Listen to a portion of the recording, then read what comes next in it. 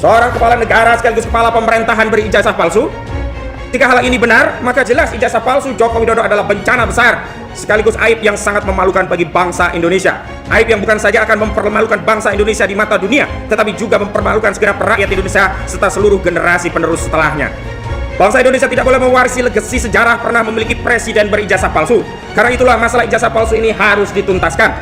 Melalui kasus-kasus kriminalisasi yang dialami oleh Habib Muhammad Rizik Syihab, Haji Munarman Esa, Ustadz Erwel Yasa, Ali Baharsa, Habib Bahar bin Smith, Syaganda Nenggolan, Jumhur Hidayat, Anton Permana, Ustadz Algan Tanjung, Almarhum Ustadz Maher Atuwailibi, Jaim Saidi, Ustadz Yakinkin, Ahmad Dhani Prasetyo, John Ru, Buniyani, Rini Sulistiawati, Ustadz Farid Okbah, Ustadz Ahmad Zainan Najah, Ustadz Anung Alhamad, Ustadz Abdul Qadir Hasan Baraja, dan masih banyak lagi. Pasal pukat harimau ini digunakan untuk menjerat dan menangkapi banyak ulama, aktivis, dan para pengkritik rejim yang dituding menebarkan kebencian dan permusuhan berdasarkan sara. Di zaman Jokowi ini, semua kritik terhadap rejim atau organ yang pro rejim diklasifikasi sebagai dan dituding menebar kebencian dan permusuhan berdasarkan.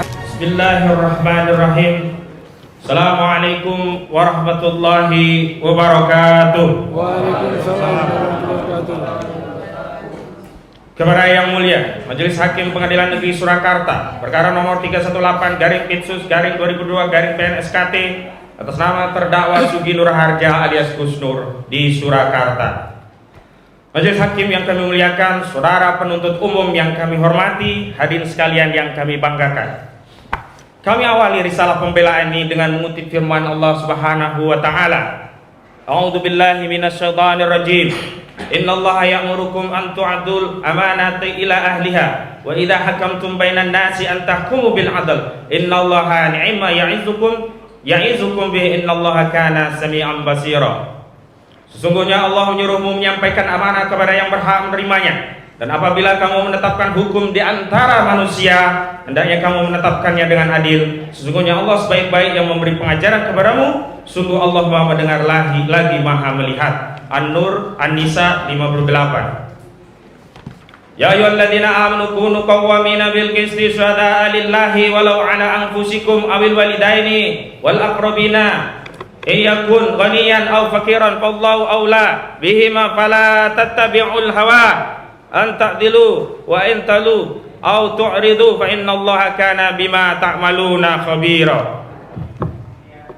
Wahai orang-orang yang beriman, jadilah kamu penegak keadilan menjadi saksi karena Allah, sekalipun terhadap dirimu sendiri atau terhadap kedua orang tua dan kaum kerabatmu. Jika dia yang terdakwa orang kaya ataupun miskin, maka Allah lah yang tahu kemaslahatan kebaikannya. Maka janganlah kamu mengikuti hawa nafsu karena ingin menyimpang dari kebenaran. Dan jika kamu memutarbalikkan fakta atau enggan menjadi saksi, maka sesungguhnya Allah Maha teliti terhadap segala sesuatu yang kamu kerjakan. An-Nisa 135.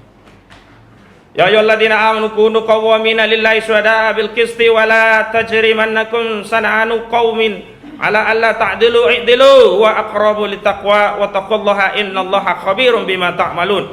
Wahai orang-orang yang beriman, jadilah kamu penegak hukum keadilan karena Allah, jadi saksi dengan adil, dan janganlah kebencian terhadap suatu golongan mendorongmu untuk berlaku tidak adil. Berlaku adilah karena keadilan itu lebih dekat kepada takwa, dan bertakwalah kamu kepada Allah, sehingga Allah Maha teliti terhadap apa yang kamu kerjakan.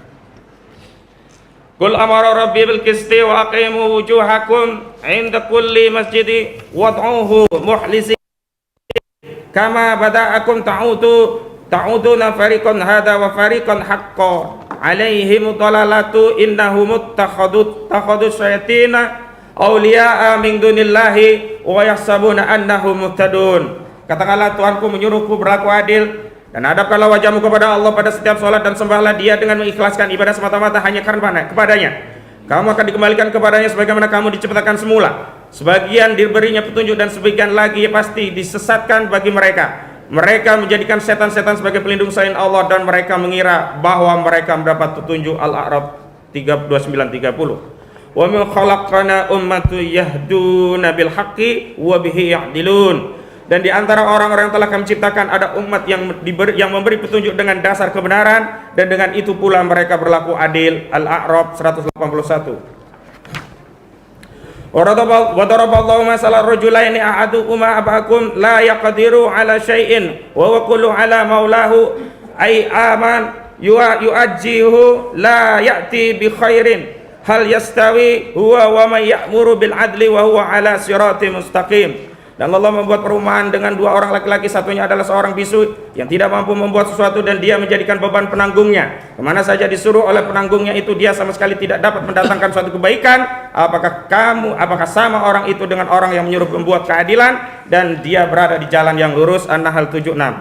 Selanjutnya kami ingin menyampaikan apa yang telah disampaikan oleh Baginda Al-Mustafa Muhammad sallallahu alaihi wasallam yang diutus untuk seluruh sekalian alam. Beliau sallallahu alaihi bersabda dari Abdullah ibnu Al-As radhiyallahu anhu maqala, Rasulullah sallallahu alaihi wasallam telah bersabda, sesungguhnya orang yang adil berada dekat dengan Allah Azza wa Jalla di atas mimbar dari cahaya. Di sebelah kanan Allah Azza wa Jalla dan tangan keduanya adalah kanan, yaitu mereka yang adil di dalam hukum mereka dan kepada keluarga mereka dan segala yang diamanahkan kepada mereka. Majelis hakim yang kami muliakan, saudara penuntut umum yang kami hormati, hadirin sekalian yang kami banggakan. Setiap umat beragama pasti meyakini ajaran agamanya masing-masing. Bukan hanya meyakini, setiap ajaran agama juga memiliki konsekuensi logis untuk diamalkan menurut tata cara dan aturannya masing-masing. Dalam ajaran Islam, agama Islam, ada yang berkaitan dengan ibadah, ada pula yang berkaitan dengan siasah. Dalam hal kita menjalankan ibadah sebagai hak konstitusional yang diatur dalam Undang-Undang Dasar. Pasal 29 Undang-Undang Dasar 1945 menyatakan negara berdasar atas ketuhanan yang Maha Esa dan negara menjamin kemerdekaan tiap-tiap penduduk untuk memeluk agamanya masing-masing dan untuk beribadat menurut agama dan kepercayaannya itu.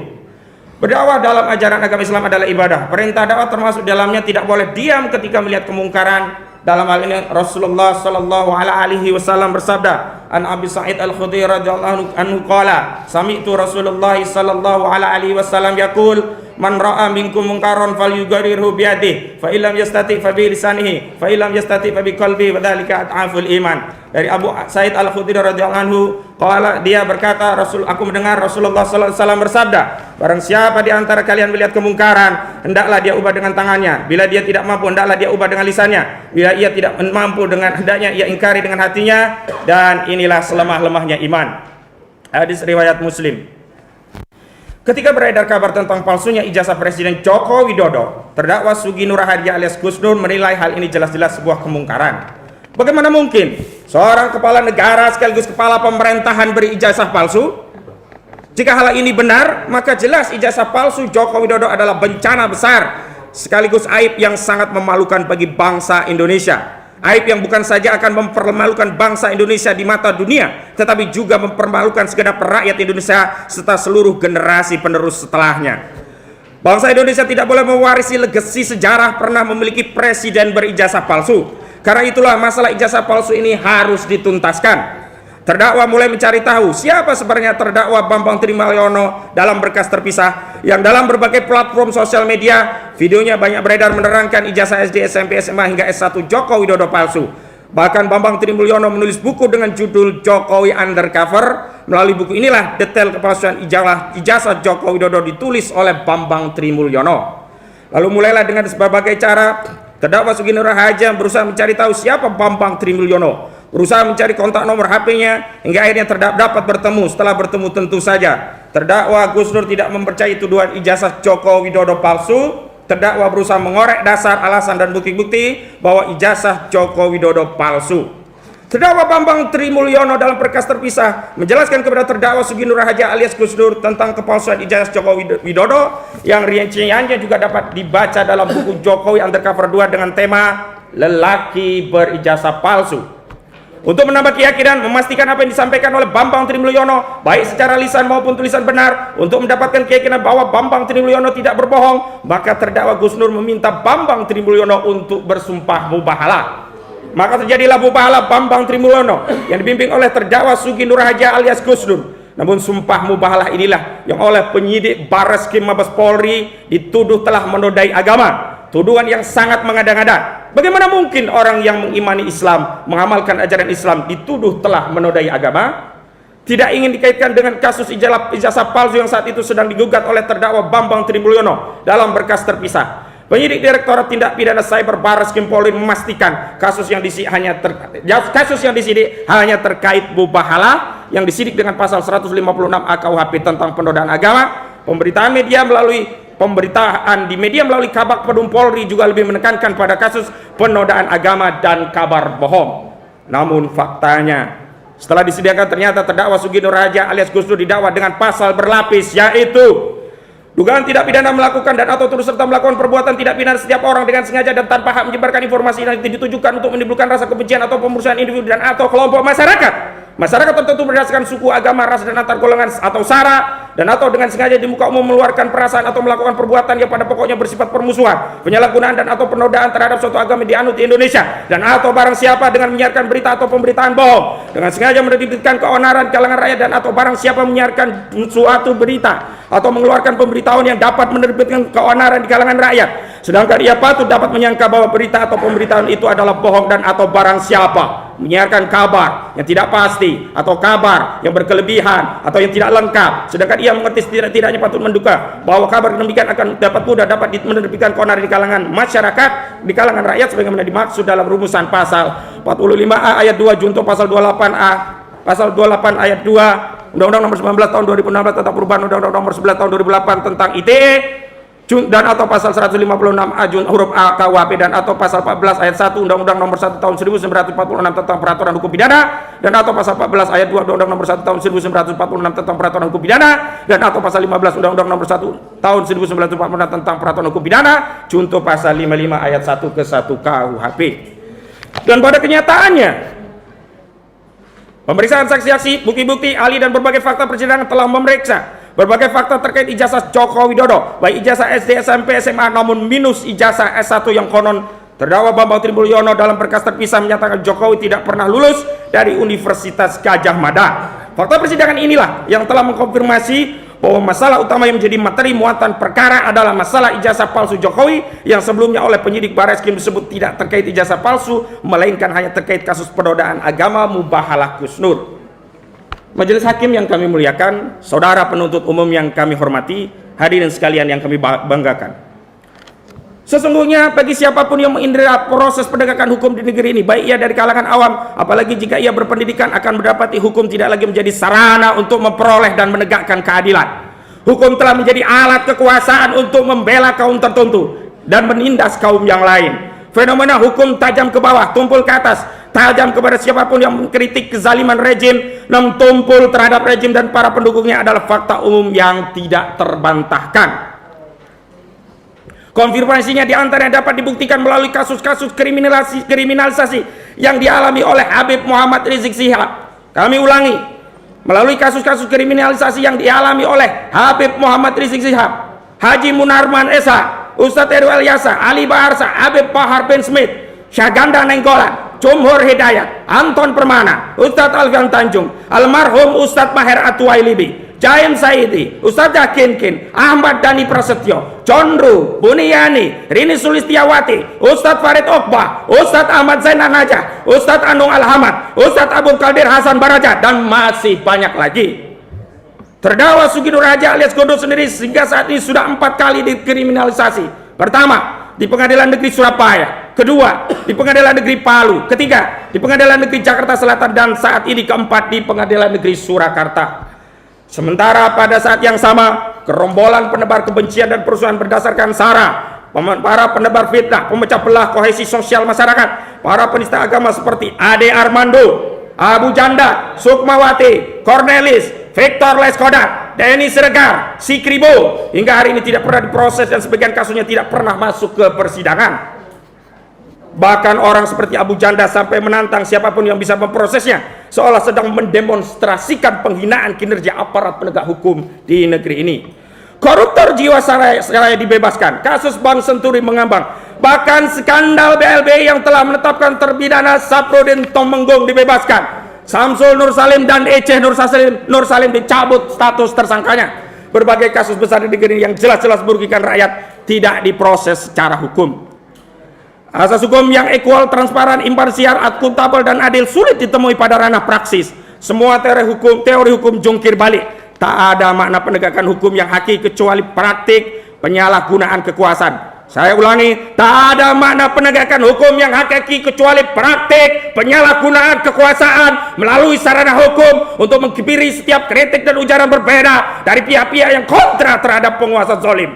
Takbir. Allah. Betapa banyak ujaran kasar, sarkas, menghina agama Islam, menistakan simbol dan ajaran Islam, melecehkan ulama, merendahkan marwah para pendakwah Islam, tidak pernah diproses secara hukum.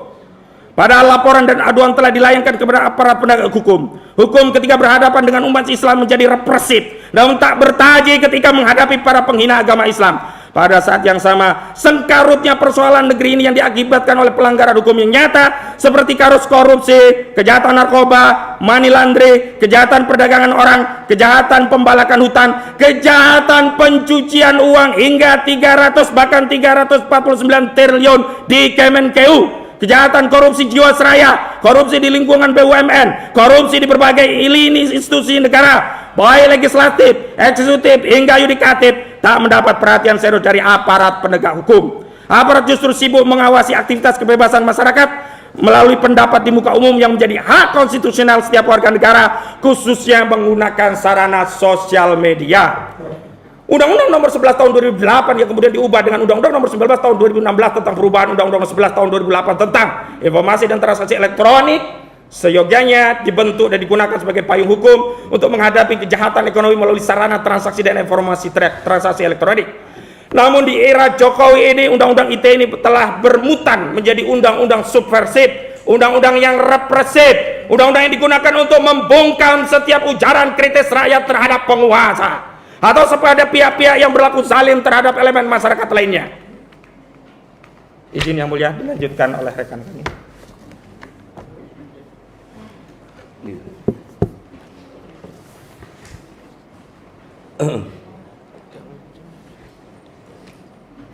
Dalam kesempatan ini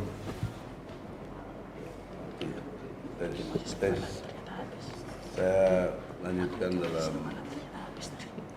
paparan saya sendiri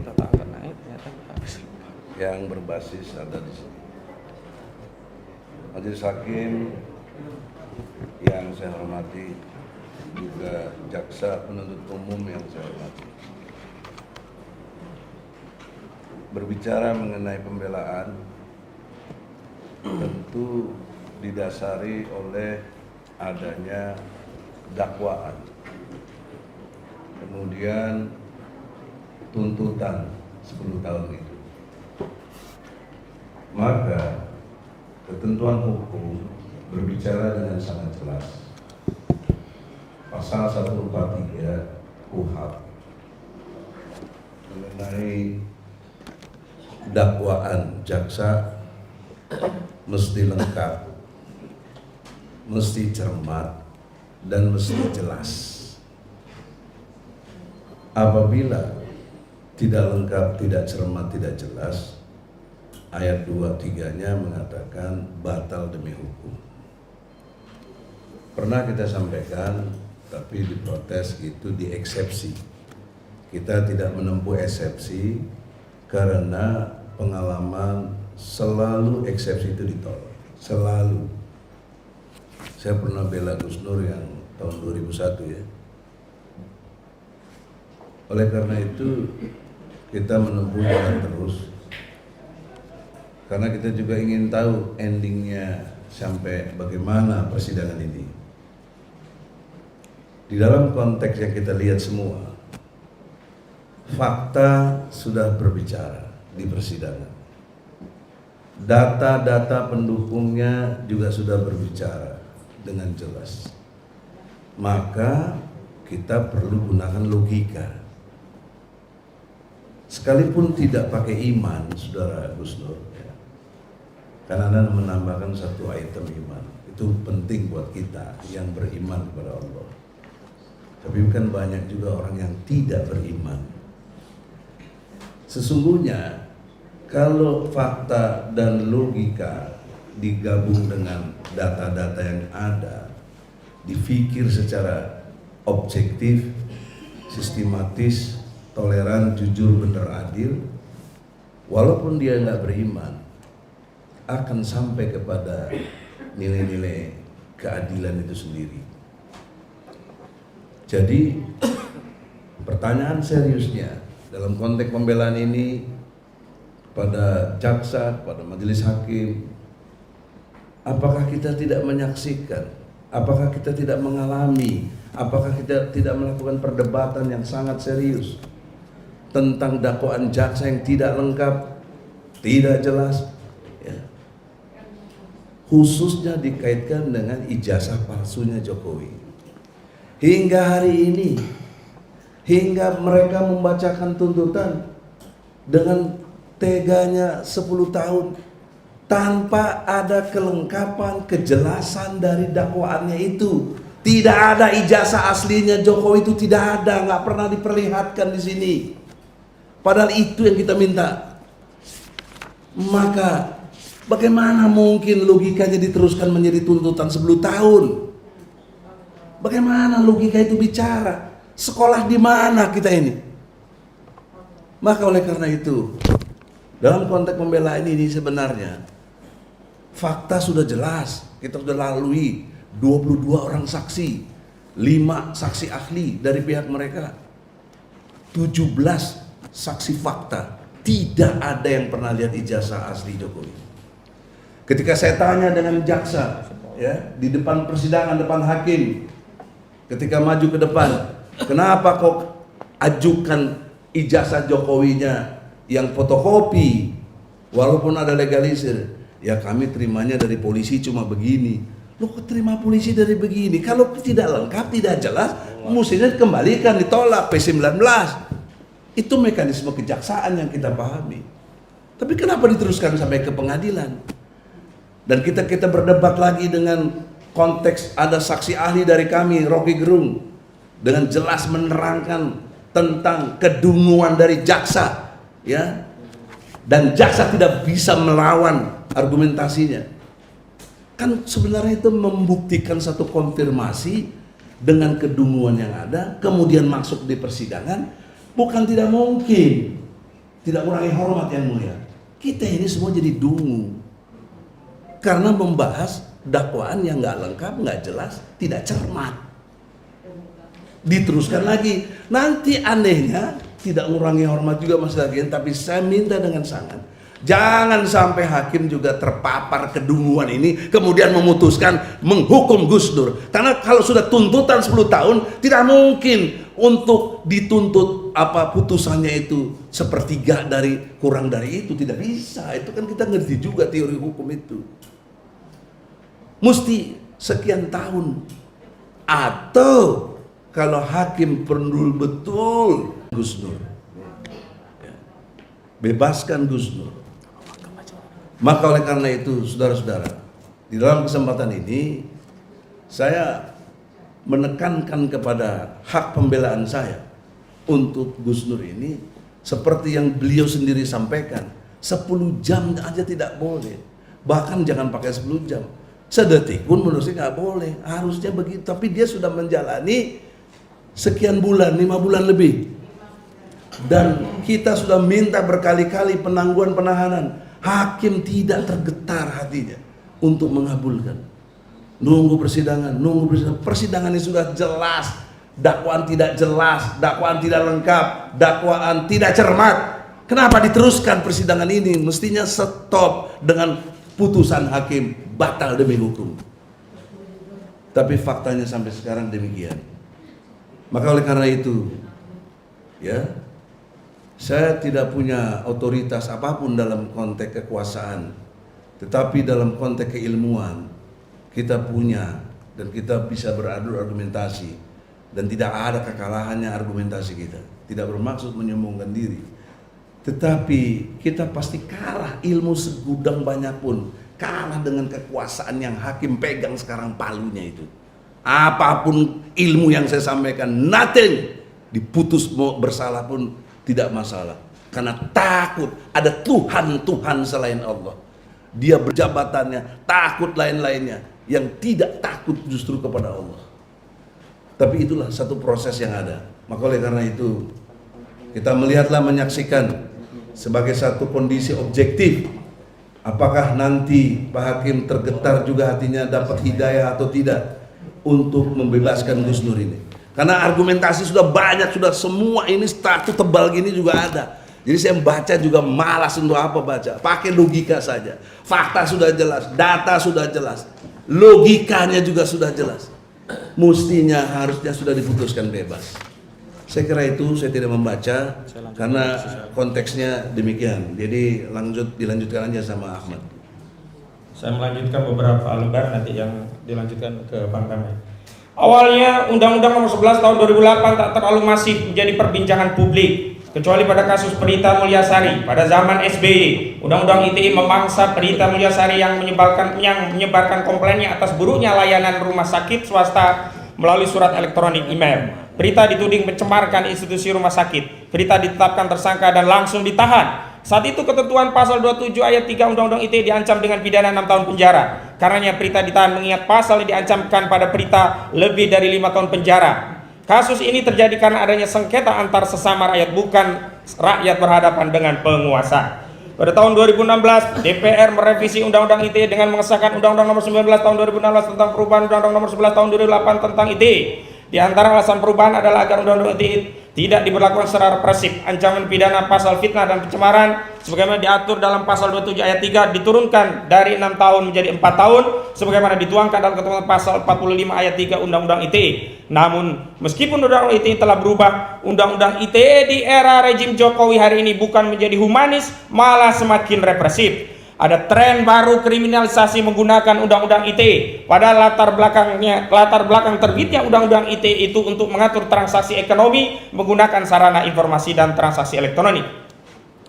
Sebelumnya, represif menggunakan pasal fitnah dan pencemaran pasal 27 ayat 3. Saat ini represif Undang-Undang ITE justru semakin masif dengan menggunakan pasal menebar kebencian dan permusuhan berdasarkan sara. Sebagaimana diatur dalam ketentuan pasal 28 ayat 2 junto pasal 45 ayat A ayat 2 Undang-Undang Nomor 19 Tahun 2016 tentang perubahan Undang-Undang Nomor 11 Tahun 2008 tentang ITE. Pasal 28 ayat 2 tentang pidana sara ini dalam kajian kami sebut sebagai pasal pukat harimau. Layaknya pukat harimau, yakni jaring besar yang ditarik dua kapal besar untuk menjerat dan menangkap semua model ikan. Pasal 28 ayat 2 tentang pidana sara ini esensinya juga sama. Pasal pukat harimau ini digunakan untuk menjerat dan menangkapi banyak ulama, aktivis, dan para pengkritik rejim yang dituding menebarkan kebencian dan permusuhan berdasarkan sara. Di zaman Jokowi ini, semua kritik terhadap rejim atau organ yang pro rejim diklasifikasi sebagai dan dituding menebar kebencian dan permusuhan berdasarkan sara. Para ulama yang konsisten mengemban amanah dakwah amar ma'ruf nahi munkar, konsisten menyampaikan yang hak dan melawan yang batil, juga dituding menebar kebencian dan permusuhan berdasarkan sara. Mereka kemudian dijerat dengan pasal 28 ayat 2 Undang-Undang ITE. Pasal pukat harimau inilah yang menjerat Ahmad Dhani, Habib Bahar, John Ru, Ustadz Alfian Tanjung, Rini Sulistiawati, Kiai Heru Ivan Wijaya, juga menjerat terdakwa Gus Nur. Pasal ini telah menjadi langganan dasar kriminalisasi terhadap rakyat menyampaikan kemerdekaan menyampaikan pendapat di muka umum melalui sarana ITE. Karena dengan menetapkan tersangka berdasarkan pasal 45 ayat 2 junto pasal 25A ayat 2 ini Undang-Undang Nomor 19 Tahun 2016 tentang ITE, maka penyidik dapat menahan tersangka karena ancaman pidananya dalam pasal ini 6 tahun penjara, melebihi syarat minimum penahanan yang diatur KUHP, yakni minimal diancam dengan 5 tahun penjara. Dalam perkara ini, Direktorat Tindak Pidana Cyber Barreskrim Mabes Polri memperkarakan mubahalah Gus Nur dengan Undang-Undang ITE yang hari ini telah pada tahap persidangan dan memasuki agenda pembelaan. Terdakwa Gus Nur dikasuskan dengan didakwa dengan ketentuan pasal 45A ayat 2 junto pasal 28 ayat 2 Undang-Undang Nomor 19 Tahun 2016 tentang perubahan Undang-Undang Nomor 11 Tahun 2008 tentang ITE. Gus Nur didakwa telah menebar kebencian dan permusuhan berdasarkan sara melalui sarana mubahalah.